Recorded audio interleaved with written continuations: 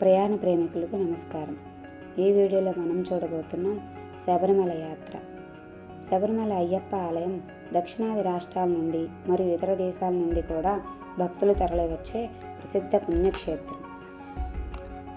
పూర్వం అమృతం కొరకు దేవతలు, రాక్షసులు కలిసి చేసిన క్షీరసాగర మథనంలో అమృతం ఉద్భవించగా ఆ అమృతం కొరకు దేవదానులు వాదులాడుకొనుచు యుద్ధానికి సిద్ధమయ్యారు.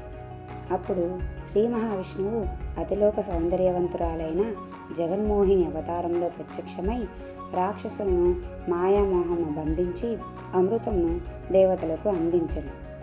ఆ జగన్మోహిని అందానికి సాక్షాత్తు పరమశివుడు కూడా బందీ అయ్యను. ఇలా వీరిరువురికి కలిగిన కుమారుడే హరిహరసుతుడు. ఆయన్నే మనమందరం ఆప్యాయంగా అయ్యప్ప అని పిలుచుకుంటాం.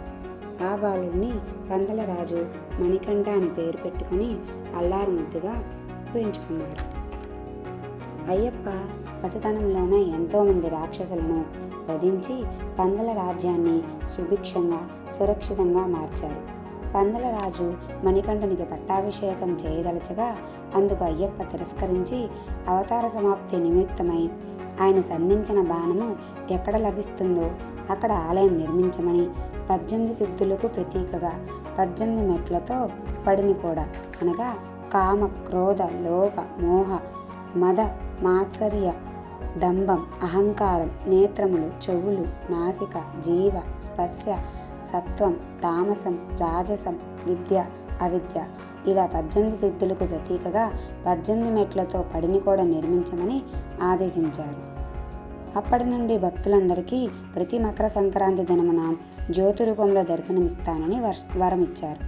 ఇప్పటికీ ప్రతి మకర సంక్రాంతికి జ్యోతి రూపంలో మనందరం అయ్యప్పను దర్శించుకోవడం ప్రత్యక్షంగా చూస్తున్నాం. భక్త శబరికి మోక్షమిచ్చుటకు పంబా నది తీరాన ఆలయాన్ని నిర్మింపచేసి భక్తులకు దర్శనమిస్తూ కలియుగ ప్రత్యక్ష దైవమై విరాజిల్లుతున్నాడు మన అయ్యప్ప.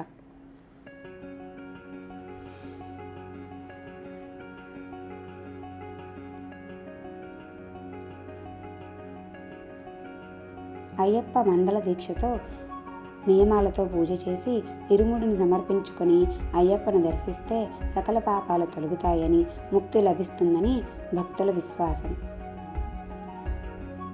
అయ్యప్ప దీక్షలో మనం అలవర్చుకోవలసినవి: పొగిడినంతనే పొంగిపోకు, అందులో మర్మం ఏమిటో తెలుసుకో,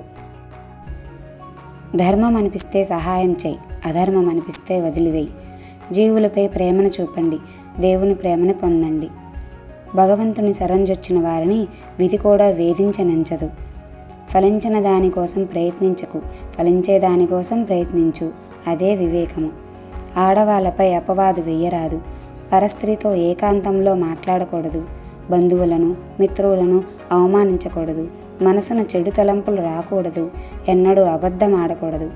ఇలాంటి ఆలంబన ఆలోచనలతో మనసుని తనువుని కట్టడి చేసుకొని 41 రోజులు కర్పూర హారతులతో మండల దీక్షతో శరణఘోషతో మండల దీక్షను పూర్తి చేసుకొని తల్లి తండ్రి గురువులను పూజించి ఆ దీక్షా ఫలాన్ని నెయ్యి రూపంలో 2 కొబ్బరికాయల్లో పొందుపరుచుకుంటారు. వాటినే ఇరుముడి అంటారు. ఆ ఇరుముడితో అయ్యప్ప నామస్మరణతో శరణఘోషతో వనయాత్ర చేసి పంబలో స్నానం ఆచరించి ఇరుముడి నెయ్యిని స్వామివారికి అభిషేకించుకుంటారు. ఇలా అయ్యప్ప దర్శనంతో అయ్యప్ప దీక్ష ముగుస్తుంది.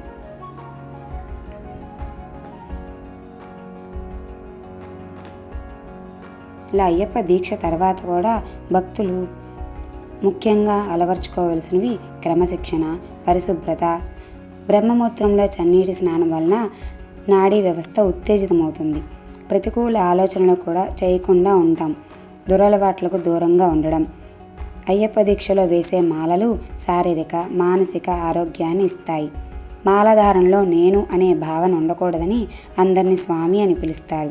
మాల ధరించే ముందు రోజు వరకు దురలత్వాలను మార్చుకోకుండా మాల ధరించి దీక్ష పూర్తయిన మరునాడే మళ్ళీ యథావిధిగా మారిపోవడం వలన ఈ 41 రోజుల మండల దీక్షకు అర్థం ఫలితం ఉండదని మన పురాణాల ద్వారా పండితులు సూచిస్తున్నారు. ఎందుకంటే అయ్యప్ప మాల అనేది ఓ ప్రతిజ్ఞ లాంటిది.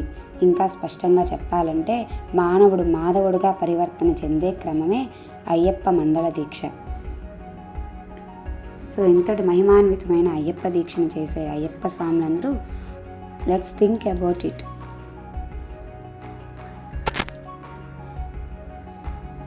కేవలం అయ్యప్ప దీక్షలోనే కాకుండా అయ్యప్ప దీక్ష విరమణ తర్వాత కూడా మీ సంకల్ప బలాన్ని తగ్గించుకోకుండా క్రమశిక్షణతో, పరిశుభ్రతో, మంచి ఆలోచనతో, సహాయ ఆలోచనతో